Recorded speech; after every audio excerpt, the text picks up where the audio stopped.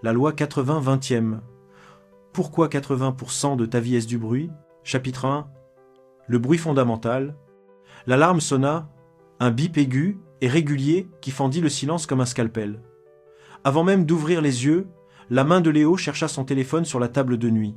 La lumière bleutée de l'écran brûla ses rétines dans la pénombre de la chambre. 5 nouveaux emails professionnels, 2 notifications de réseaux sociaux, une alerte météo pour une pluie déjà prévisible. Il les balaya du doigt, un geste machinal en ressentant la première pointe de la journée, une lourdeur précise nichée juste derrière ses globes oculaires. Ce n'était pas la fatigue des muscles, mais celle de l'esprit, comme si son cerveau était déjà saturé, bourré d'informations froides, avant même d'avoir affronté la lumière du jour. Il se leva, le corps fonctionnel, et prépara un café rapide. Pendant que la machine ronronnait, il brancha ses écouteurs et lança un podcast. Maximisez votre matinée pour dominer votre journée. La voix énergique du présenteur déversait des conseils sur la routine des grands CEO. Léo fixait le jet de café noir, essayant de se concentrer sur les mots, mais sa pensée dérivait déjà vers la présentation de 10 heures. Les conseils du podcast devenaient une mélodie indistincte, un fond sonore de plus à traiter. Une notification vibra sur son poignet. Un collègue avait réagi à un message dans le groupe Slack général, une bouffée d'irritation sourde, rapide, aussitôt étouffée. Il n'avait pas encore avalé une gorgée qu'il était déjà en retard. Dans le métro, adossé à une paroi froide, il observa la foule, un champ de nuque courbé, éclairé par la lueur fantomatique des écrans. Des doigts qui scrollaient encore, visage tendu ou vide. Léo, consultant en efficacité de 38 ans, l'homme qui conseillait aux entreprises d'identifier les 20% de clients générant 80% de leurs revenus, ou de déléguer les 20% de tâches à faible valeur ajoutée, sentit une question monter en lui brute et incongrue. Pourquoi est-ce que je fais ça? La pensée fut si claire qu'il en eut le souffle coupé. Elle ne concernait pas seulement le métro ou le podcast. Elle englobait le geste du réveil, les emails du lit, l'agenda surchargé, l'épuisement permanent qui n'avait rien de physique. Où allait tout ce temps, toute cette énergie nerveuse? Il appliquait Pareto à ses clients avec une froideur chirurgicale, leur montrant le chemin vers l'essentiel. Mais sa propre vie ressemblait à un diagramme inversé. 80% d'activité frénétique pour un 20% de quoi au juste? La rame s'arrêta dans un grincement. Les portes s'ouvrirent, la foule absorbée se mit en mouvement et Léo avec elle, emporté par le courant. La question s'était déjà dissipée, noyée sous le bruit fondamental de la journée qui commençait. Mais une fissure minuscule, une faille dans le béton de ses habitudes était apparue. Elle ne demandait qu'à s'élargir. Chapitre 2. La charge invisible, partie 1. Le bureau de Léo était une cellule d'efficacité aseptisée. Écran large, clavier mécanique, un carnet Moleskine ouvert à une page couverte de listes. Au centre, le fichier de la présentation pour Solware, un client potentiel majeur. Léo avait passé l'heure précédente à ajuster l'alignement des icônes sur une diapositive d'introduction, puis à retravailler une phrase de transition pour la 7e fois. Notre approche synergique permet une capitalisation disruptive des paradigmes existants. Il l'a relu, la bouche formant silencieusement les mots. Cela sonnait bien. Cela ne voulait rien dire. Il changea disruptive pour transformative, puis soupira. Le fond de lourdeur derrière ses yeux pulsait doucement. Une fenêtre de chat surgit en bas de son écran. C'était Martin, de l'équipe marketing. « Salut Léo, as-tu le temps de regarder le dernier brief branding? J'ai besoin de ton feedback sur les nuances de la charte graphique pour la slide 12 avant la réunion de 11 mai. Une 5 rapide de 30 minutes prévue pour valider l'ordre du jour de la réunion principale de l'après-midi. » Léo cliqua sur le fichier joint, une palette de bleu et de gris. Il passa 5 minutes à rédiger une réponse réfléchie sur la perception d'innovation froide véhiculée par le cyan, tout en sachant que ce détail serait noyé dans la suite des événements. Il envoya le message. Une autre notification. Un email du service juridique, en copie de 10 personnes, demandant confirmation qu'une mention légale en taille 8 était bien présente en bas de chaque diapositive. Il répondit « Confirmé » et ajouta un « Bonne journée automatique ». La réunion d'11 commença avec 5 minutes de retard. Ils étaient 8 autour de la table en verre, les ordinateurs portables ouverts comme des boucliers. Le point 1 était définir le format de prise de décision pour la réunion de Kinsey. Cela engendra un débat de 25 minutes. Fallait-il voter à main levée? Utiliser un outil de sondage en ligne pour plus d'inclusivité? Consigner les décisions dans un document partagé ou directement dans le compte-rendu? Léo regardait les visages, cherchant des signes d'impatience ou d'ironie. Il n'en vit aucun. Chacun semblait absorbé par le sérieux de la procédure. Il participa, proposant une méthode hybride, s'enlisant dans les détails. La réunion dépassa l'heure, empiétant sur le temps qu'il avait bloqué pour finaliser le cœur de sa présentation. En sortant, il se sentit paradoxalement vidé et agité comme s'il avait couru sur place. De retour à son bureau, il tenta de se concentrer sur l'analyse financière clé, le vrai signal de sa présentation. Mais son esprit était un essaim. Il vérifia ses emails toutes les 10 minutes, répondit à un message LinkedIn d'un ancien collègue lui félicitant pour un article qu'il n'avait pas écrit, scanna rapidement un thread Slack de 50 messages concernant l'organisation du pot de départ d'un stagiaire. Chaque interruption était une micro-décision, une micro-fatigue. Le graphique central de sa présentation, celui qui devait convaincre, fut bâclé en 20 minutes fiévreuses avant la deadline. La réunion avec Solware fut un brouillard de paroles mesurées et de sourires tendus. Léo parlait, changeait les diapositives, répondait aux questions. Son esprit était à moitié ailleurs, déjà en train d'évaluer sa performance, de préparer les réponses aux objections qu'il anticipait, de noter mentalement un collègue qui avait mal cité un chiffre. Il rentra chez lui 2 heures plus tard que prévu, le ciel déjà noir. Dans le métro, il annula les plans du soir avec Paul par un message laconique « Désolé, bourré au boulot ». À la semaine pro, il n'eut pas le courage d'appeler. Son appartement était silencieux et net, un autre espace optimisé. Il se servit un verre de vin et s'effondra sur le canapé. Son téléphone était une extension de sa main. Le scroll commença, infini, hypnotique. Il parcourut des débats politiques enflammés dont il ne connaissait pas tous les enjeux, regarda les stories Instagram parfaites d'anciens camarades de classe vivant sous d'autres cieux, s'arrêta sur un tutoriel de 15 minutes pour apprendre à aiguiser des couteaux de cuisine comme un chef, lui qui vivait de plats préparés. Il consommait passivement une nourriture mentale qu'il ne trouvait pas savoureuse mais dont il ne pouvait se détacher. C'était un bruit coloré, incessant, qui remplissait le vide de la soirée sans le combler.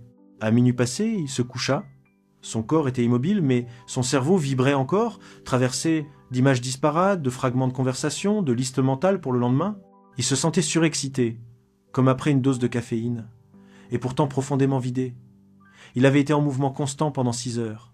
Il avait répondu à des dizaines de sollicitations, participé à des réunions, produit des documents. Mais, allongé dans le noir, il était incapable de nommer une seule chose qu'il avait foi réellement accomplie, qui avait eu du poids, de la signification. Seule persistait la lourdeur familière, le bruit devenu cher et le sentiment troublant d'avoir été très actif, mais pas vivant. Chapitre 3. La charge invisible, partie 2. Le samedi matin, Léo se réveilla avec la même lourdeur mentale qu'en semaine. Le silence relatif de l'appartement était trompeur. Sa tête était déjà une salle de réunion. La première pensée fut pour le brunch. Pas un plaisir, mais un item de sa checklist hebdomadaire sociale. C'était avec Julien et Clara, un couple rencontré 2 ans plus tôt lors d'un séminaire. Les rares interactions depuis se limitaient à des likes sur LinkedIn et des vœux de bonne année automatiques. Pourquoi y aller ? Parce que refuser aurait demandé une explication, créer un malaise potentiel. Parce que, dans son réseau, être sociable était une monnaie d'échange implicite. Parce que, vaguement, il craignait que son absence ne soit interprétée comme un désintérêt professionnel, Julien évoluant dans un secteur connexe au sien. C'était une obligation construite de toutes pièces, un bruit social qu'il s'imposait à lui-même. Le brunch fut une chorégraphie polie. 2 heures de conversation surfacique sur le marché immobilier, les dernières tendances télétravail et les mérites comparés de différentes applications de méditation. Léo souriait, hochait la tête, posait des questions calibrées. Intérieurement, il calculait le temps perdu, évaluait la nourriture trop chère et dressait mentalement la liste des courses qu'il devrait faire ensuite. Il rentra chez lui avec une sensation de vide sonore, comme s'il avait passé un aspirateur dans son cerveau pour n'y laisser que de la poussière. L'après-midi était dédié au rangement. Il attaqua le placard de l'entrée, déjà parfaitement fonctionnel. Il sortit tout, empila les chaussures par catégorie, frotta les étagères, se demanda s'il ne devait pas investir dans des boîtes de rangement transparentes pour les gants et les écharpes. Il passa 1h30 à cette tâche, le front légèrement moite, obtenant un résultat identique à l'état initial, mais en plus ordonné. C'était un simulacre de productivité, une activité tangible qui lui masquait son inaction sur des sujets plus importants, comme appeler ses parents, ou simplement réfléchir. Vers 17h, son téléphone vibra. C'était sa sœur Héloïse. Il décrocha, le combiné coincé entre l'épaule et l'oreille, tout en continuant de trier un tas de factures sur la table de la cuisine. « Salut Léo !» ça va ? Ouais, tranquille. Je fais un peu de ménage. Sa voix était distante, son attention captée par un reçu qu'il ne parvenait pas à classer. Il y eut un silence à l'autre bout du fil. Tu es à fond dans tes trucs. Je te sens pas. Si, je t'écoute. Il posa le reçu, se força à se concentrer sur la conversation. Bon, je te racontais justement que Mathis a eu cette frayeur à l'école, avec son exposé sur les volcans. Léo entendit les mots, mais il glissait sur lui. Son esprit avait déjà rebasculé, il venait de se souvenir qu'il manquait de lessive. Il ouvrit l'application de notes de son téléphone et commença à rédiger une liste. Lessive, éponge, café, pain de mie. Et du coup, le pauvre, il était persuadé que le Vésuve allait entrer en éruption avant la date de sa présentation. Léo émit un petit rire automatique. Ah oui, terrible. Un nouveau silence, plus lourd. Léo, dit Héloïse, sa voix devenue douce, presque inquiète. Je viens de te demander comment tu allais, vraiment. Et tu m'as répondu, taux d'occupation des salles de réunion à la baisse ce trimestre. Il se figea, la main en suspens au-dessus de l'écran. Il n'avait même pas conscience d'avoir dit ça. C'était une réponse professionnelle réflexe, sortie de sa bouche sans passer par son cerveau. Héloïse ne se fâcha pas. Elle eut un petit soupir, un mélange d'amusement et de tristesse. « Allume ton cerveau, gros, je suis pas un client. » La honte le traversa, brûlante et brève. Il balbutia des excuses, promit de rappeler plus tard pour de vrai. Après avoir raccroché, il resta un long moment immobile, regardant sa liste de courses sur l'écran lumineux. L'écart entre eux, creusé par des mois de conversation en demi-teinte, lui apparut avec une clarté cruelle. Il avait été physiquement présent, mais mentalement absent. Il avait traité l'appel de sa sœur comme une tâche à cocher, un bruit à gérer entre deux items de productivité domestique. Le soir venu, épuisé par cette journée de repos active, il s'affala dans son fauteuil. Il avait devant lui 1 heure de temps libre. Il ouvrit son ordinateur et fit défiler sa liste à lire plus tard. Une collection de 78 articles sauvegardés au fil des mois, des analyses économiques complexes, des critiques littéraires obscures, des guides sur l'apiculture en ville. Il en ouvrit un au hasard, sur les stratégies de négociation en milieu multiculturel. Ses yeux parcouraient les lignes, mais aucun mot ne s'imprimait. C'était du bruit textuel, accumulé par peur de manquer quelque chose, d'être en retard sur un savoir hypothétique. En rangeant des dossiers dans un carton, sa main heurta un objet oublié au fond d'une étagère. Un vieux carnet à couverture moleskine noire, usé au coin. Son carnet de notes de la fac, une bouffée de nostalgie légère, teintée de mépris pour le jeune homme naïf qu'il était, le submergea. Il l'ouvrit au hasard. Les pages étaient couvertes d'une écriture vive, désordonnée, pleine de flèches, de points d'interrogation et de citations griffonnées en marge. Des fragments de cours de philo, des idées de romans, des croquis de personnages. Et puis, sur une page presque blanche, au centre, une question tracée en grandes lettres capitales, soulignée 2 fois, comme un cri silencieux, qu'est-ce qui compte vraiment ? En dessous, dans un coin, une petite liste, voir l'aurore boréale, écrire un truc qui fait peur ou pleurer, apprendre à jouer de ce vieux accordeur trouvé au marché, aimer quelqu'un sans calculer le temps perdu. Léo resta sans souffle. La simplicité brutale de la question le frappa de plein fouet, contrastant violemment avec la complexité étouffante de sa vie actuelle. Il regarda autour de lui, l'appartement impeccable et froid, l'écran de l'ordinateur encore allumé sur l'article non lu, le téléphone affichant la liste de courses. Il regarda sa propre main, qui tenait le carnet, et qui, quelques heures plus tôt, triait des factures pendant que sa sœur lui parlait de volcans et d'angoisses d'enfants. Qu'est-ce qui compte vraiment ? La question, posée 20 ans plus tôt par un jeune homme qui avait le temps de rêver, résonna dans le silence du soir comme un verdict. Et pour la première fois, Léo n'eut pas de réponse. Seulement le bruit assourdissant de tout ce qui visiblement ne comptait pas. Chapitre 4. Le fil, la voix au téléphone, était un baume. Calme, posée, elle tranchait avec le débit haché et pressé des clients habituels de Léo. « Monsieur Koval ? Ici Armand Derville. On m'a donné votre nom. Je cherche de la simplicité. » Léo, penché sur son écran où s'étalait un tableau Excel interminable, s'arrêta net. « De la simplicité ?» répéta-t-il, un peu déconcerté. Ses clients voulaient toujours plus. Plus de croissance, plus de parts de marché, plus de processus. « Oui, je suis antiquaire à mon compte depuis 40 ans. L'affaire tourne, mais elle me dévore. Je veux simplifier cette vie d'affaires pour me concentrer sur la peinture, retrouver du temps, pas en gagner plus. » Il y avait dans ces dernières phrases une telle clarté d'intention qu'elle fit taire un instant le bourdonnement du bureau Open Space. Léo accepta le rendez-vous, intrigué. Derville lui proposa de se rencontrer à son atelier, c'est plus parlant. L'atelier, dans une cour pavée du Marais, était l'antithèse absolue de l'environnement de Léo. L'odeur première était celle de la térébenthine et du vieux bois. Pas du café brûlé et du désinfectant. La lumière entrait à flot par une grande verrière, éclairant des piles de toiles retournées, des meubles anciens en attente de restauration, et au centre, un chevalet sur lequel reposait une toile à moitié couverte de bleu profond et de blanc cassé. Derville, un homme grand et mince aux cheveux argentés en désordre, l'accueillit avec une poignée de main ferme et un regard direct qui semblait vraiment voir la personne en face de lui. Il n'avait pas d'ordinateur en vue. « Asseyez-vous, jeune homme. Parlez-moi de votre méthode. Mais surtout, dites-moi comment elle peut m'aider à passer plus de temps là, » dit-il en désignant le chevalet d'un mouvement du menton. Pendant une semaine, Léo plongea dans les comptes et l'agenda de Derville avec la froideur analytique qui faisait sa réputation. Il créa des tableaux, des graphiques, catégorisant chaque client, chaque vente, chaque heure de travail. Le schéma qui émergea était d'une netteté mathématique presque caricaturale. 78% des revenus annuels provenaient de 22% de la clientèle. Une poignée de collectionneurs sérieux et de décorateurs fidèles. À l'inverse, 80% du stress, des appels tardifs, des réclamations sans fin et des négociations épuisantes étaient concentrés sur une poignée d'autres clients, des amateurs difficiles ou des brocanteurs véreux qui représentaient une part infime du chiffre. Léo prépara sa présentation avec un certain enthousiasme professionnel. C'était un cas d'école. La solution était évidente, libératrice. De retour dans l'atelier, il déploya ses graphiques sur un large plan de travail taché de peinture. « Voici la situation, monsieur Derville. » Il pointa du doigt les diagrammes. « Ce petit groupe ici, vos 20% de clients, génèrent l'essentiel de votre chiffre. Ils sont fiables, passionnés, et vos transactions avec eux sont fluides.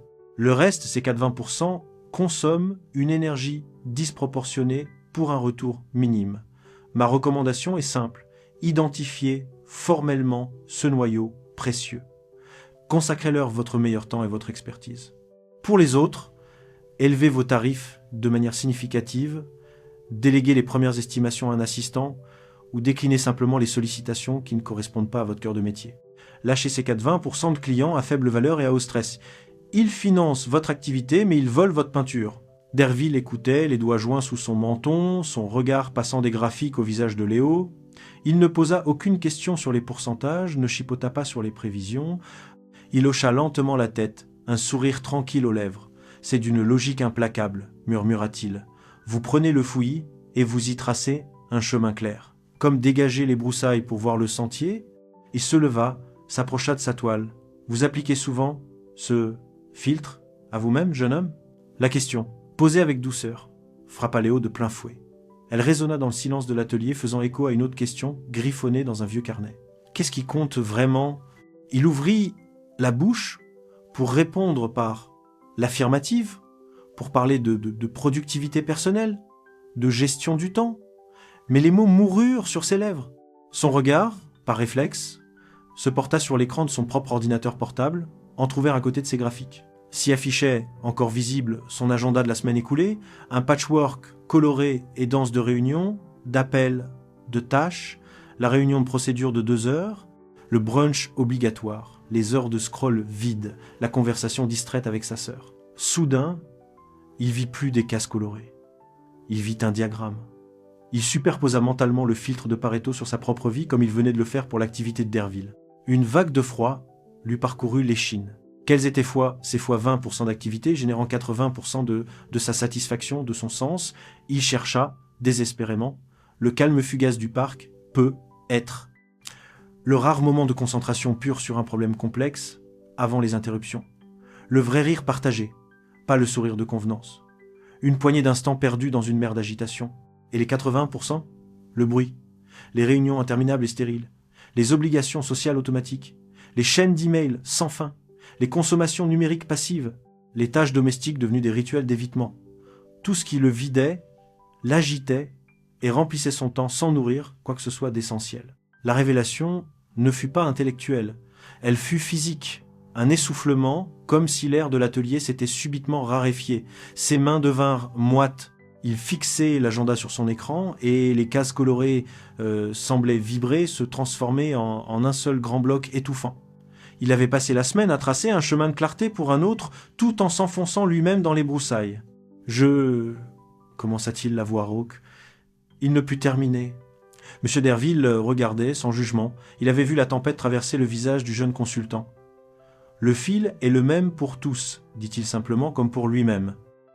La difficulté n'est pas de le voir, c'est d'avoir le courage de le suivre quand il passe au travers de sa propre maison. » Léo quitta l'atelier un quart d'heure plus tard, les recommandations pour Derville formalisées, mais l'esprit en pleine tourmente. Dans le métro, au lieu de sortir son téléphone, il resta les mains vides, à fixer le reflet fantomatique de son visage dans la vitre noire. La question du carnet lui revenait en force, amplifiée, devenue urgente. Qu'est-ce qui compte vraiment? Et, plus terrifiante encore, qu'est-ce que je suis en train de rater, noyé dans mon propre bruit?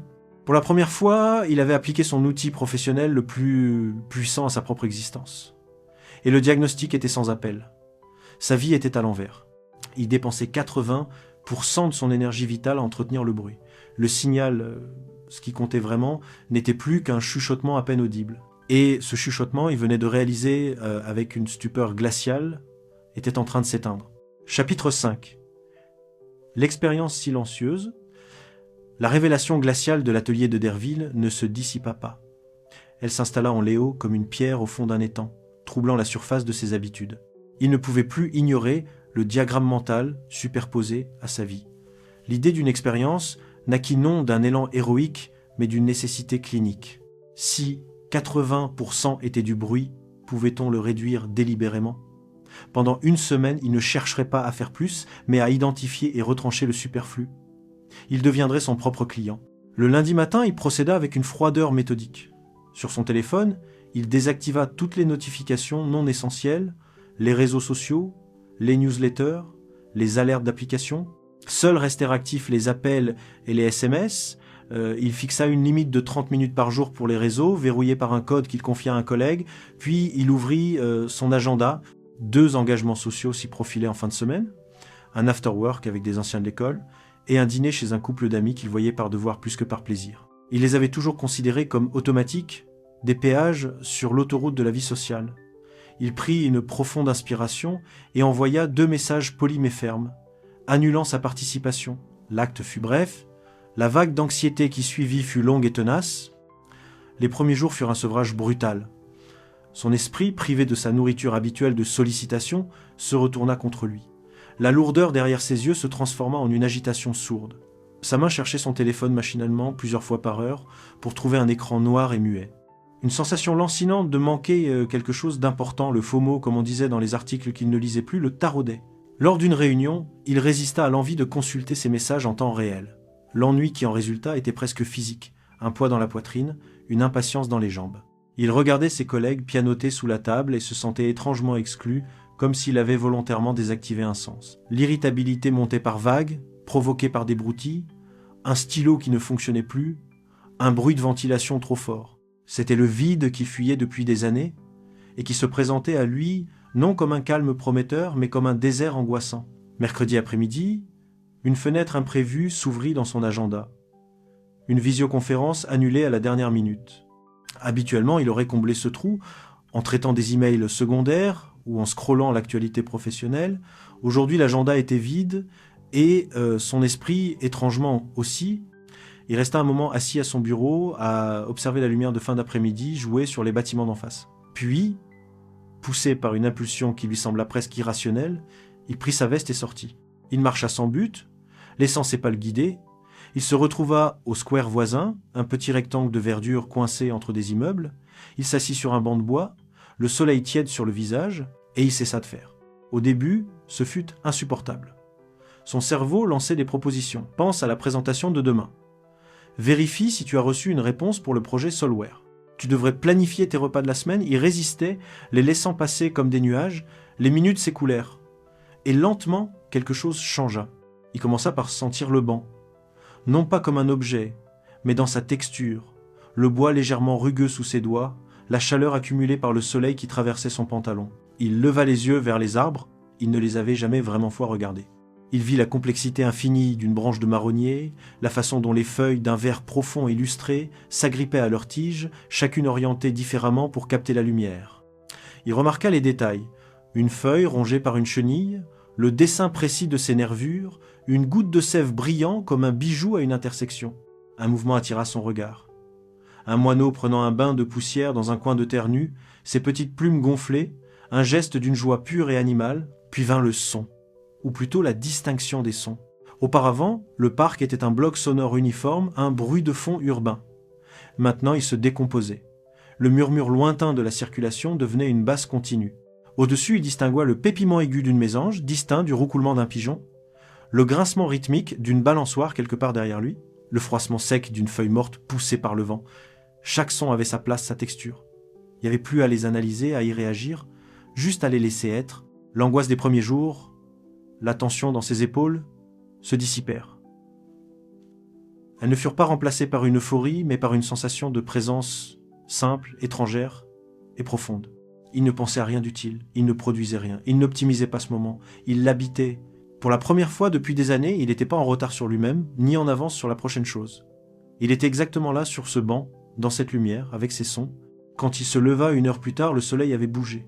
Il se sentait calme, non vidé. L'expérience n'avait rien résolu. Elle n'avait pas simplifié sa vie, ni répondu à la question du carnet.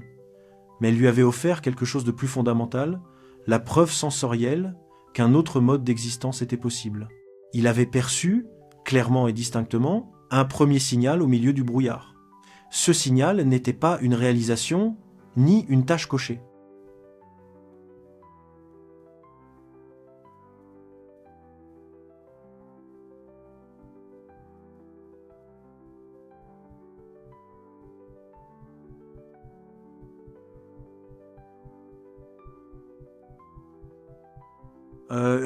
C'était la qualité même de son attention retrouvée. Et cette attention posée sur le monde lui renvoyait soudain une image moins terne de sa... Il rentra chez lui, le pas plus lent, le monde autour de lui anormalement net et riche de détails. Le silence, il commençait à le comprendre, n'était pas l'absence de bruit. C'était l'espace où le signal pouvait enfin résonner. Chapitre 6. Les fissures, partie 1. Le calme du parc ne survécut pas à la porte de l'immeuble. Dès le jeudi matin, les conséquences de l'expérience se manifestèrent, non pas comme des catastrophes, mais comme des fissures fines et insistantes dans le vernis de sa vie sociale. Au bureau, ce fut d'abord Martin, le collègue du marketing, qui l'aborda près de la machine à café. Son sourire était cordial, mais ses yeux scrutaient. « Alors Léo, tu nous as fait faux bond sur le trade Slack hier soir ?» Léo, qui avait éteint ses notifications à 19, avala une gorgée de café trop chaud. « Le trade ?» Oui, sur le choix du template pour la nouvelle campagne Solware. Ça a discuté jusqu'à 22h30. On a fini par trancher sans toi. Martin haussa les épaules, un geste faussement désinvolte. Pas grave, hein, mais ça fait un peu... tu t'impliques moins, non? Tu n'es plus dans les boucles. Les mots tombèrent comme de petites pierres. Tu n'es plus dans les boucles. Léo comprit soudain que son implication était mesurée à l'aune de sa disponibilité permanente, sa présence dans chaque canal à toute heure. Refuser le bruit des notifications tardives était perçu comme un désengagement. Son silence était une trahison de la culture du toujours connecté. Il tenta une explication. « Je travaille sur ma concentration, Martin. Ces débats en ligne après Vinct, est-ce que ça avance vraiment le projet ?» Martin le regarda comme s'il parlait une langue étrangère. « C'est pas une question d'avancer, c'est une question d'être aligné, de montrer qu'on est dans le coup. » Il tapota l'épaule de Léo. « Fais gaffe, hein. Des fois, le bruit, c'est juste le son de l'équipe qui travaille. » Il s'éloigna, laissant Léo seul avec son café, et un sentiment de profonde incompréhension. Il avait cru réduire du bruit stérile. On lui reprochait de se désolidariser. Le soir même, ce fut au tour de Chloé. Il devait dîner chez elle. Léo arriva à l'heure, un bouquet de fleurs à la main, un geste automatique qu'il regretta aussitôt, trop conventionnel, trop bruit justement. Elle l'accueillit avec un baiser rapide, mais son regard était en alerte. Le dîner fut d'abord normal, ou du moins similaire à leur routine passée, discussions sur leur semaine, anecdotes professionnelles. Mais Léo sentait la différence en lui. Il n'était plus capable de remplir les silences avec du bavardage compulsif. Quand elle parla d'une exposition qu'elle voulait voir, il l'écouta vraiment, posa des questions sur les artistes. Elle sembla surprise, presque méfiante. Puis vint le moment du week-end.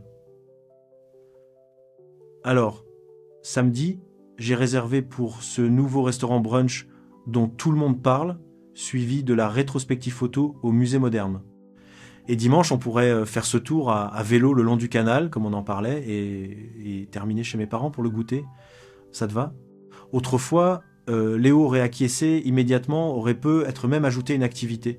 Le week-end rempli était leur grammaire commune, la preuve tangible qu'ils vivaient leur relation. Cette fois, il sentit une oppression lui serrer la poitrine. Ce programme était une réplique parfaite des 80% d'agitation sociale qui l'étouffaient. Chloé y prit une inspiration. Ça fait beaucoup, non? Et si on faisait juste une de ces choses et qu'on gardait du temps pour ne rien prévoir? Son visage se figea. La méfiance devint inquiétude. Ne rien prévoir? Qu'est-ce que tu veux dire? Il tenta d'expliquer, maladroitement. Il parla de sa révélation, de l'atelier de Derville, de l'expérience du parc, de la quête de l'essentiel. Les mots, qui lui semblaient si clairs dans sa tête, sonnèrent à l'oreille comme des excuses creuses, le jargon d'une nouvelle lubie de développement personnel. Chloé l'écouta, les bras croisés. Quand il se tut, elle secoua lentement la tête. « Je ne te reconnais plus, Léo. Tu annules des projets, tu es dans la lune quand je te parle, et maintenant tu veux qu'on ne prévoie rien. Nos week-ends, tous ces plans, c'était notre façon d'être ensemble, de partager des choses. Est-ce que ça va? Sa voix se fit plus basse, vulnérable. Est-ce que foi nous foi allons? La question le transperça. Il vit alors, avec une clarté douloureuse, que le bruit des week-ends remplis n'était pas seulement de l'agitation. Pour Chloé, c'était un langage. C'était la preuve tangible de l'investissement, la chorégraphie partagée qui maintenait le lien. En réduisant ce bruit, il ne se débarrassait pas de futilité. Il retirait les pierres d'un édifice dont il n'avait pas mesuré l'importance. « Bien sûr que nous allons », répondit-il, mais sa voix manquait de conviction. Il tentait de sauver quelque chose qu'il venait lui-même d'ébranler. En rentrant chez lui, bien plus tard, dans un silence lourd et tendu, la réalisation l'assomma. Son comportement précédent, aussi bruyant, dispersé et épuisant qu'il fût, maintenait un équilibre social précaire mais fonctionnel. Il était un rouage prévisible dans les machines professionnelles et amoureuses. En cherchant à réduire le bruit dans sa vie, il n'avait pas simplement créé du calme. Il avait exposé des tensions latentes, des attentes non dites, la fragilité des accords tacites qui le reliaient aux autres, allongé dans le noir, le doute le rongea, plus corrosif que l'angoisse du sevrage numérique. Et si le bruit n'était pas l'ennemi? Et si, dans le domaine délicat des relations humaines, le bruit, les conversations futiles, les obligations partagées, la simple présence dans le flux était la colle sociale, le prix à payer pour le lien? En cherchant le signal pur, l'essentiel cristallin ne risquait-il pas de se retrouver parfaitement clair et parfaitement seul? La fissure n'était plus seulement dans sa routine. Elle était en train de lézarder tout ce qu'il tenait aux autres, et il se sentait soudain terriblement isolé, puni pour avoir osé chercher un peu plus d'authenticité. Chapitre 7. Les fissures, partie 2. La pression devint palpable.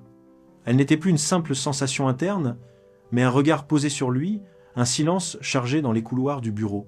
Lundi matin, son manager, Julien, l'invita dans son bureau pour un point rapide. La pièce était impersonnelle, avec une vue sur d'autres immeubles identiques. Julien ne tourna pas autour du pot. « Léo, j'ai eu quelques retours sur ta disponibilité. » Le mot fut prononcé avec une douceur inquiétante. « Ma disponibilité ?» répéta Léo, sachant déjà de quoi il s'agissait. « Oui, tu sembles moins présent sur les canaux en dehors des heures classiques. Tu as raté des décisions importantes prises en asynchrone. Certains collègues ont l'impression que tu décroches. » Julien croisa les doigts sur son bureau impeccable. « Je sais que tu es performant sur le cœur de tes missions. Mais ici, la culture, c'est aussi l'implication, la réactivité.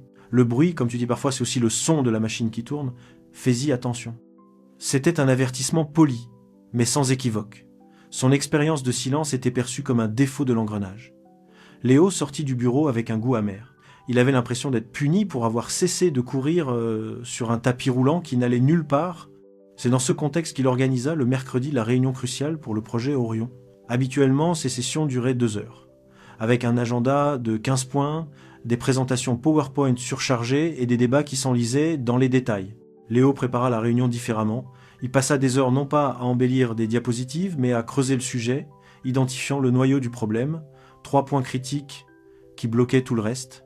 Le jour J, quand l'équipe de 7 personnes se réunit dans la salle de conférence, il n'y avait pas de présentation projetée, seulement un tableau blanc sur lequel Léo avait écrit 3 phrases. 1. Quel est l'objectif principal non négociable du projet Orion? 2. Quel est le principal obstacle technique à cet objectif? 3.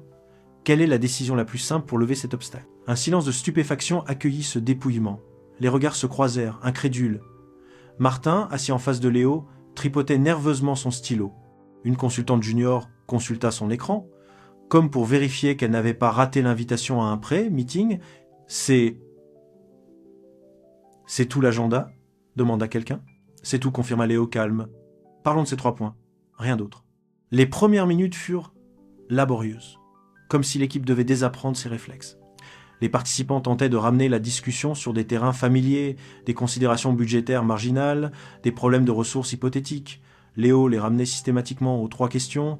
Peu à peu, contraints par ce cadre étroit, les esprits se concentrèrent. La conversation devint plus technique, plus directe. En 30 minutes exactement, ils avaient une réponse claire et unanime à chaque point. Une décision était prise, simple et actionnable. Elle résolvait 80% du blocage. Léo effaça le tableau. C'est tout pour aujourd'hui. Merci. Les participants se levèrent, mais personne ne bougea tout de suite. Ils avaient l'air désorientés, presque coupables, comme s'ils venaient de commettre une infraction. 30 minutes. Ils avaient économisé 1h30. Cette heure et demie, au lieu d'être perçue comme un gain, pesait dans la pièce comme un vide menaçant. On ne fait pas de compte-rendu détaillé ? Demanda la consultante junior. Un paragraphe dans le channel projet suffira, répondit Léo. La décision est claire. Martin le rattrapa dans le couloir. Léo, c'était un peu light, non ? Les gens vont penser on n'a pas assez creusé, qu'on a bâclé. On a pris une décision, Martin. La bonne, je crois. C'est le but, non ? Le but, oui, mais Martin cherchait ses mots mal à l'aise. Le processus aussi. Le temps qu'on passe ensemble à débattre, c'est ce qui fait qu'on se sent investi. Là, on dirait que tu veux juste en finir au plus vite. Le malaise était général. La clarté, au lieu de libérer, déstabilisait. Elle révélait l'addiction collective au processus complexe, au bruit organisé qui donnait l'illusion du sérieux et de l'implication. Léo avait offert du signal pur. L'équipe, désorientée, le percevait comme du vide, du temps gaspillé. Le soir, l'orage qui couvait avec Chloé éclata. Il avait proposé une soirée calme chez lui, sans programme. Elle arriva, les traits tirés. La conversation tourna rapidement à l'aigre. Elle évoqua le week-end annulé, son sentiment croissant d'être tenu à distance. C'est toujours la même chose avec ta nouvelle philosophie, Léo. Tout passe au filtre de ton essentiel. Mais moi, dans tout ça, où est-ce que je me situe ? Tu es essentiel ? Bien sûr que tu es essentiel, protesta-t-il, sentant le piège se refermer. Alors pourquoi est-ce que j'ai l'impression d'être traité comme une variable d'ajustement ? Sa voix tremblait légèrement, non de colère mais de blessure. Quand tu as annulé notre resto la semaine dernière pour faire le point, j'ai compris. Quand t'as dit non au brunch avec mes amis, j'ai essayé de comprendre, mais là ce soir tu me parles avec cette distance, comme si tu analysais notre relation dans un de tes tableaux. Elle le fixa, les yeux brillants. Quand tu dis non à nos projets, à nos petites routines, j'ai l'impression que je fais partie du bruit dont tu veux te débarrasser. Les mots frappèrent Léo en plein cœur. Ils mettaient en lumière l'erreur tragique de son approche. Il avait importé dans le domaine émotionnel délicat et nuancé un outil binaire conçu pour l'efficacité professionnelle, signal ou bruit, essentiel ou superflu. En classant les activités, il avait involontairement classé les moments partagés et par extension la personne avec qui il les partageait. Il avait voulu élaguer le superflu et Chloé se sentait élaguée. « Ce n'est pas ça, murmura-t-il impuissant. Je cherche juste plus de vérité, moins d'automatisme. Et nos automatismes à nous, ils ne comptaient pour rien, rétorqua-t-elle. Le cinéma du mercredi, le café du dimanche matin en pyjama, c'était du bruit pour toi ? Parce que pour moi, c'était notre tissu. C'était ce qui nous tenait ensemble les semaines où on était trop fatigués pour se parler de choses profondes. Elle partit peu après, laissant derrière elle un silence bien plus lourd que tous ceux qui l'avaient recherché. Léo resta seul au milieu de son salon, l'esprit en déroute. La réunion du jour lui était soudain revenue en mémoire. L'équipe, mal à l'aise face à la décision claire, préférant le confort du bruit familier. Chloé venait de lui dire la même chose, avec des mots bien plus dévastateurs. Distinguer le signal du bruit dans les relations humaines était infiniment plus complexe que dans le travail. Les sentiments ne se mesuraient pas en pourcentage d'efficacité.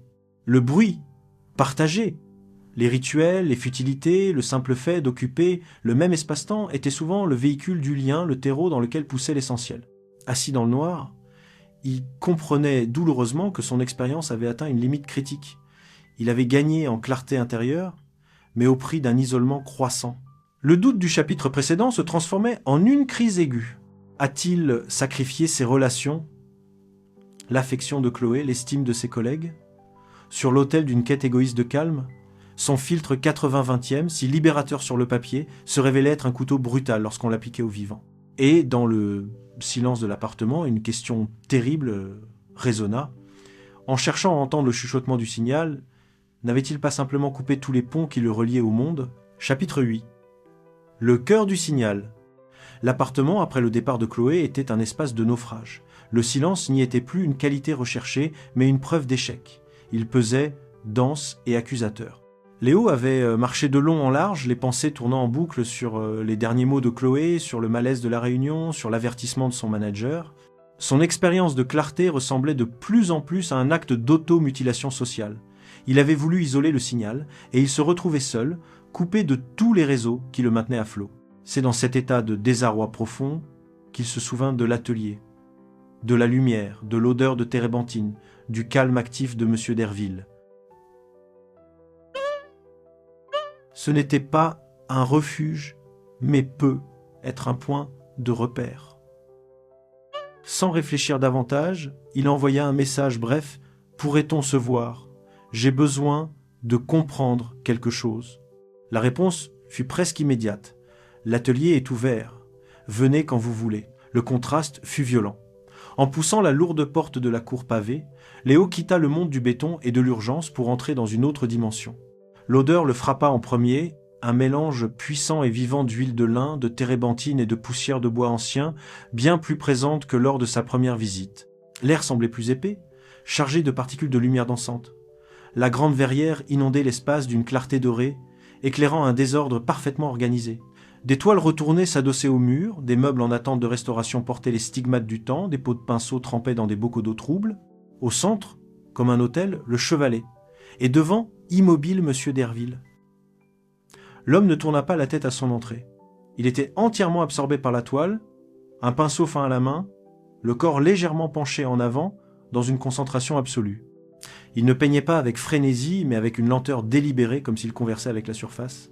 Léo s'arrêta sur le seuil, n'osant troubler ce silence qui n'avait rien de vide. C'était un silence plein, vibrant, de l'attention portée à l'œuvre. Après un long moment, Derville déposa son pinceau sur un chiffon, s'étira doucement le dos et se tourna vers lui. Son visage était paisible, sans trace de la fatigue nerveuse qui creusait celui de Léo. « Je vous sens s'agiter, jeune homme, dit-il simplement, sans salutation préalable. Asseyez-vous, le thé est encore chaud. » Léo s'assit sur un tabouret bancal, acceptant la tasse de terre cuite et bréchée qu'on lui tendait. Il but une gorgée, le liquide chaud et amer. Les mots qu'il avait préparés, des explications sur son échec, des questions sur l'équilibre, lui semblaient soudain futiles, du bruit de plus. « J'ai essayé, commença-t-il finalement la voix rauque. J'ai appliqué le filtre, j'ai réduit le bruit. Et tout s'est fissuré. Au travail, on me reproche de ne plus être impliqué. Dans ma relation, elle est partie. Elle a dit que je la traitais comme du bruit à éliminer. » Il baissa les yeux sur sa tasse. « J'ai cru chercher l'essentiel. Je n'ai fait que tout casser. » Derville l'écouta, hochant lentement la tête, son regard empreint d'une compassion qui n'était pas de la pitié. Il se leva, s'approcha de la toile sur laquelle il travaillait. C'était un simple vase en céramique posé sur un bout de table. Mais sous son pinceau, il n'était pas qu'un objet. Il était rendu par des nuances de gris, d'ocre et de blanc qui capturaient non pas sa forme exacte, mais sa présence, la façon dont la lumière du matin caressait sa courbe, l'ombre douce qu'il projetait. « Vous avez cherché l'essentiel avec les mauvais outils, » dit Derville, sans se retourner. « Vous avez utilisé un scalpel là où il fallait des yeux. » D'un ailier, il se tourna vers Léo, ses doigts tachés de bleu et de terre d'ombre. Vous m'avez parlé de Pareto, 80-20e. C'est un outil remarquable pour trier des clients, des tâches. Il nettoie le champ de vision. Mais la vie, c'est pas un tableau Excel. Le cœur ne se divise pas en pourcentage. Il prit un pinceau propre, le tenant délicatement. Quand je peins ce vase, je ne pense pas à la technique ou au temps que ça prend. Je ne me demande pas si c'est la tâche la plus efficace de ma journée.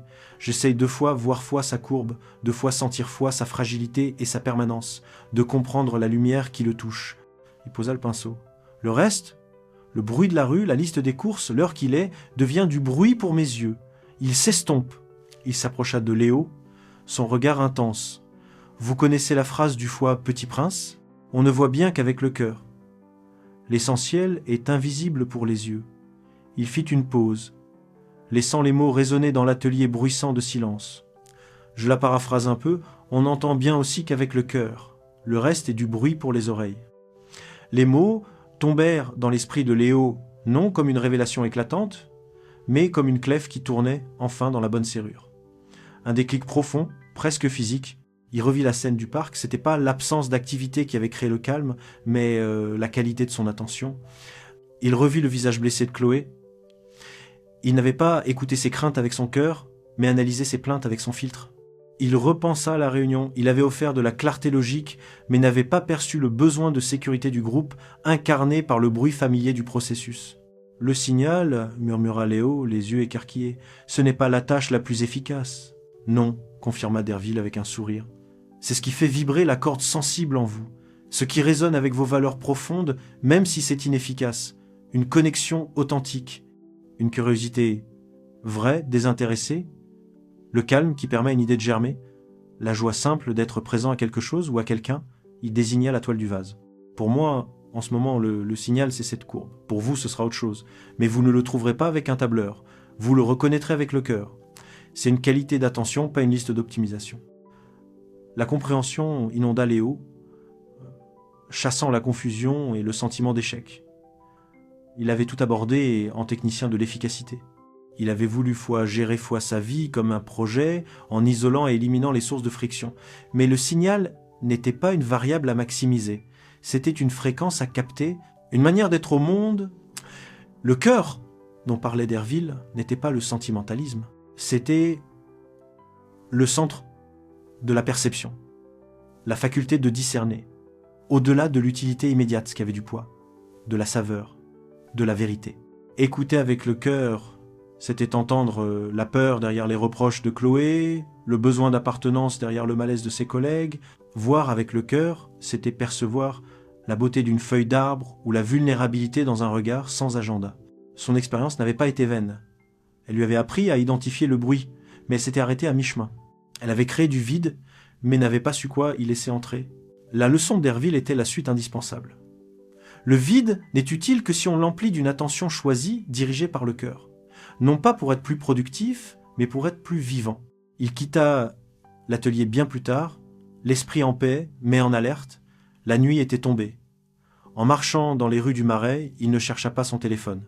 Il leva les yeux vers les fenêtres éclairées, écouta les fragments de conversation qui s'échappaient des cafés, sentit la fraîcheur du soir sur son visage. Il ne les analysait pas. Il les laissait être simplement. Pour la première fois, il comprenait que la quête n'était pas de supprimer le bruit du monde, une tâche impossible, mais d'apprendre à régler son propre récepteur interne, à protéger la fréquence sur laquelle son cœur pouvait capter le signal, fragile et précieux, de ce qui comptait vraiment. Le reste, effectivement, n'était que du bruit pour les oreilles. Chapitre 9. Le recalibrage. Le retour chez lui, après l'atelier de Derville, ne se fit pas dans la torpeur du doute, mais dans une clarté tendue, comme celle qui suit un diagnostic précis. La crise n'était pas évitée, mais elle était désormais circonscrite. Léo comprenait son erreur. Il avait voulu appliquer une loi économique à l'économie intime de son cœur. Il avait confondu simplification et amputation. Le recalibrage ne consisterait pas à abandonner sa vie, mais à en ajuster les instruments de mesure. Non pas à rejeter le monde, mais à changer sa façon d'y être présent. Il commença par le plus concret, son travail. Il ne démissionna pas, ne déclara pas la guerre à l'open space. Il appliqua le principe avec le discernement douloureusement acquis. Le lundi matin, il ouvrit son agenda et, pour la première fois, ne le remplit pas en réaction aux demandes. Il y bloqua 2 plages de 2 heures, marquées en rouge et intitulées « Fende ». C'était sacré. Pendant ces créneaux, il fermait toutes les applications de communication, mettait son téléphone en mode avion et s'attaquait au cœur de ses dossiers. L'analyse stratégique, la réflexion sur les modèles, l'écriture des recommandations complexes, ce fut une lutte constante. La tentation de vérifier un Slack, de répondre à un email urgent, était un réflexe musculaire. Il résistait, rappelant la sensation du banc du parc, la qualité de l'attention de Derville devant sa toile. Les premiers résultats furent invisibles pour les autres, mais pour lui, ils étaient révolutionnaires.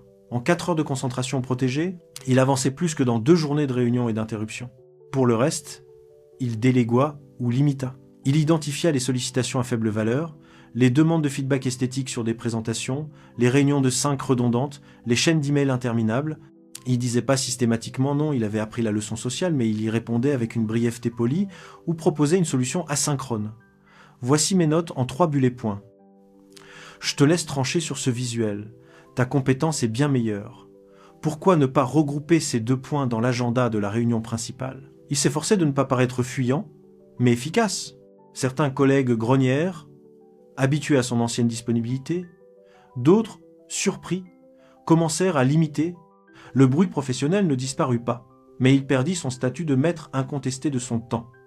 Léo apprenait à le laisser couler autour de ces plages rouges comme un fleuve autour d'un rocher. Les relations furent le chantier le plus délicat. Il ne fuyait plus, mais il investissait différemment. Il appela sa sœur, Héloïse, un soir en semaine, sans faire autre chose en même temps. « Allô? Léo? Tout va bien ?» Sa voix était teintée de cette inquiétude légère qui le poignardait. « Oui, je ne fais rien d'autre. Je t'appelle juste, raconte-moi pour Matisse et ses volcans. Pour de vrai, cette fois. » Il y eut un silence, puis un petit rire incrédule. « Tu es sûr que tu n'es pas en train de conduire ou de trier tes chaussettes ? Je te jure. Je suis assis, je regarde le mur. Mes chaussettes sont très bien où elles sont. » Alors, elle parla, elle raconta la crise de l'exposé, mais aussi la fierté ridicule de son fils après coup, les dessins de lave partout dans la cuisine, sa propre fatigue de mère qui travaille. Léo écouta. Vraiment. Il ne formula pas de solution, ne fit pas d'analogie professionnelle, il rit au bon moment, soupira aux autres. Il posa des questions simples. « Et toi, ça t'a fait quoi ?» La conversation dura 40 minutes. Quand ils raccrochèrent, il ne se sentit pas épuisé, mais nourri. Le temps n'avait pas été dépensé, il avait été échangé contre de la substance. C'était du signal pur, non parce que le sujet était grandiose, mais parce que l'attention portée était entière. Avec Loé, ce fut plus ardu. La blessure était fraîche, la méfiance palpable. Il ne tenta pas une grande explication philosophique. Il lui proposa simplement une marche, le dimanche après-midi, sans programme, juste marcher. Et parler si tu en as envie. Ils arpentèrent les bords de canal, sous un ciel gris et doux. Les premiers 20 minutes furent tendus, silencieux. Puis Léo, suivant l'intuition fragile née chez Derville, prit la parole non pour se justifier, mais pour être vulnérable. « Je crois que je t'ai fait sentir que tu étais du bruit dans ma vie, » dit-il les yeux sur l'eau verte. « C'était la plus grande erreur que je pouvais faire. Ce n'est pas toi. C'était ma façon d'être avec toi. Distrait, préoccupé, toujours à moitié ailleurs. » Chloé ne répondit pas tout de suite.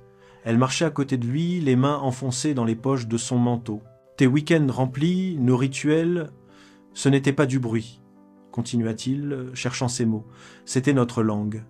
Et j'ai arrêté de la parler sans prévenir. Je suis désolé. Ce que je cherche, ce n'est pas à supprimer ces moments. C'est à y être vraiment présent quand ils arrivent. Même si c'est juste un café en pyjama. Surtout si c'est juste un café en pyjama. » Il s'arrêta, osa la regarder. « J'ai peur de tout gâcher en étant obsédé par l'essentiel. Mais tu fois et fois l'essentiel. Le problème, c'était que je ne le voyais plus. » Chloé s'arrêta à son tour. Son regard était moins dur, plus triste. « C'est ça qui a changé, tu vois maintenant ?»« J'essaie, » avoua-t-il. « C'est un travail, de regarder, d'écouter. Pas avec un tableau, mais avec... » Il hésita, le mot de Derville lui semblant trop grand. « Avec plus d'attention. » Elle hocha lentement la tête, détournant les yeux vers le canal. « C'est tout ce que je voulais, Léo. Juste que tu sois là. Pas que tu optimises notre temps ensemble. Juste que tu y sois. » Ils reprirent leur marche. Et la conversation se fit, plus légère, plus naturelle. Il ne s'agissait pas d'une réconciliation miraculeuse, mais d'une trêve, d'une porte entr'ouverte. Léo avait compris que dans les relations, le signal n'était pas dans la densité des activités, mais dans la qualité du silence partagé, dans l'écoute vraie, dans la vulnérabilité offerte. C'était infiniment plus exigeant que de remplir un agenda, mais c'était la seule chose qui comptait. Il accepta aussi que certaines obligations sociales feraient toujours partie du paysage. Le brunch avec des connaissances éloignées, le pot de départ d'un collègue, la soirée réseau. Il n'y voyait plus un pur gaspillage, mais une part du bruit nécessaire à la vie collective, le lubrifiant des interactions humaines. La différence était qu'il n'y allait plus en victime résignée, mais avec une intention. Être poli, cordial, présent à la conversation immédiate sans y chercher un rendement. Parfois, il trouvait même une légèreté inattendue, une anecdote amusante, le simple plaisir d'un échange sans enjeu. Il apprenait à naviguer dans ce bruit sans y puiser toute son énergie, à le laisser être ce qu'il était, un fond sonore, pas la mélodie principale. Le recalibrage n'était pas une victoire. C'était un équilibre dynamique, constamment menacé. Certains matins, la lourdeur revenait, et il se surprenait à scroller machinalement avant de se ressaisir. Certaines réunions le happaient dans leur tourbillon stérile avant qu'il ne puisse réagir. La lutte n'était plus contre la paresse, mais contre la dispersion, cette force centrifuge qui éparpillait son attention aux 4 vents du monde numérique et social. Mais il possédait désormais une boussole. Quand le brouillard menaçait, il se posait la question, non plus du carnet de jeunesse, mais celle opérationnelle de Derville. Qu'est-ce que je suis en train de regarder? Vraiment? Étais-je en train de regarder cet écran? Ou la personne en face de moi? Étais-je en train d'écouter cette musique? Ou la liste de mes soucis? Étais-je en train de vivre ce moment? Ou de le préparer, de l'anticiper, de le commenter intérieurement? La vie de Léo, recalibrée, n'était pas devenue miraculeusement simple ou paisible. Elle était devenue plus intentionnelle. Il avait troqué l'optimisation frénétique contre une lente réappropriation de son attention. Il ne cherchait plus à tout faire, mais à faire moins, mieux et surtout à être plus présent à ce qu'il faisait. Le signal n'était plus une chasse au trésor exténuante. C'était la façon dont il tenait l'appel, dont il sentait la terre sous ses doigts, dont il regardait l'horizon en travaillant. Et parfois, dans ces moments de présence retrouvés, il entendait à nouveau le chuchotement ténu, fragile, de ce qui, au fond de lui, comptait vraiment. Chapitre 10. L'acceptation du bruit. Plusieurs mois avaient passé, l'automne avait tourné à l'hiver, puis l'hiver à un printemps pâle et pluvieux. Léo n'avait pas une vie parfaite ou miraculeusement simplifiée. Il n'habitait pas une cabane dans les bois, n'avait pas réduit ses possessions à 100 objets, ne méditait pas 2 heures par jour. Il vivait dans le même appartement, travaillait dans le même open space, marchait dans les mêmes rues saturées de stimuli. Le bruit existait toujours. Il était là, omniprésent, inépuisable. Les emails idiots qui encombraient sa boîte de réception, des chaînes de ré, sans fin, des newsletters auxquels il avait oublié de se désabonner, des demandes vaseuses qui n'aboutiraient à rien. Les attentes sociales subtiles et lourdes, le pot de départ obligatoire pour un collègue à peine connu, l'anniversaire d'un ami d'amis sur lequel il fallait se positionner, le ballet des « il faut qu'on se voit » jamais concrétisé.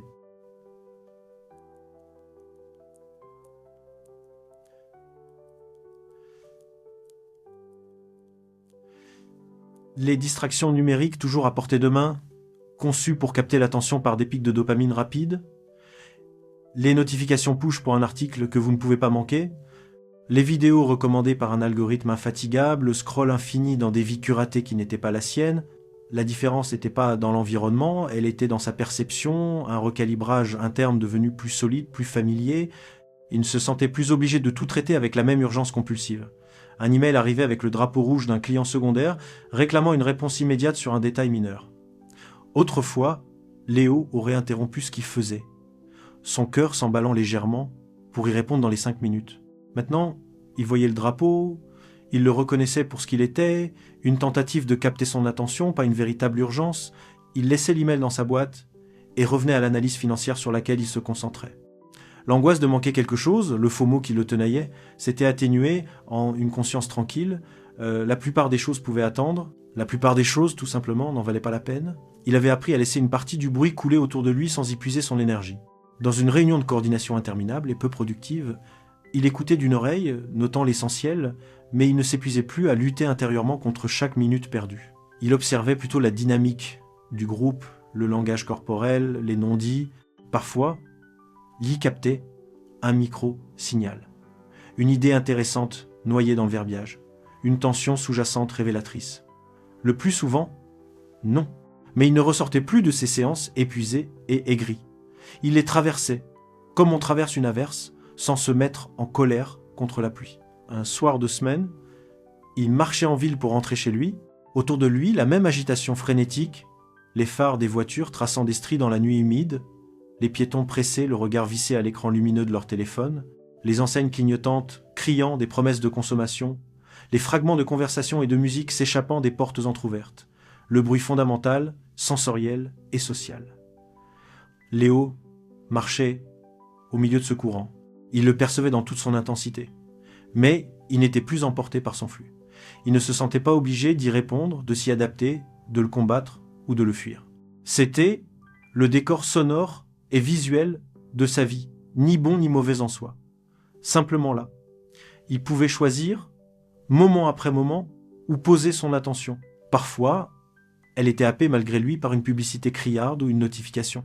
Il le remarquait, sans se juger, et ramenait doucement son focus sur la sensation de ses pas, sur le trottoir, sur le souffle de l'air frais dans ses poumons, sur la forme des nuages éclairés par la lueur de la ville. Sa relation avec Chloé avait trouvé un nouvel équilibre, fragile mais réel.